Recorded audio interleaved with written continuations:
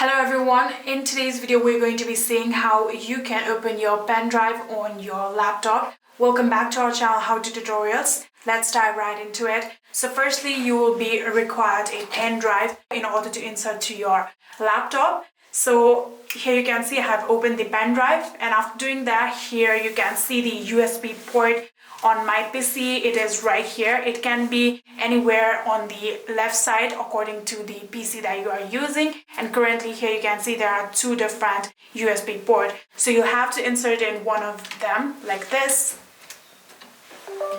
and here you can see this will make a sound, and in here you can see in your PC there is also a pop-up of the pen drive. So after doing that, here now all you have to do in order to open your pen drive is simply just go to this PC that you can see right here. You can see this PC, so you'll have to go through it.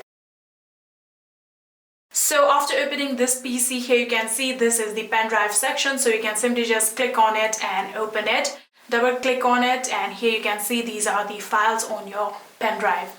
And yeah, that is it. That is how you can open your pen drive on your laptop. I hope this video was helpful to you guys. If it was, please do not forget to hit that subscribe button and like our video. Thank you so much for watching. See you in the next.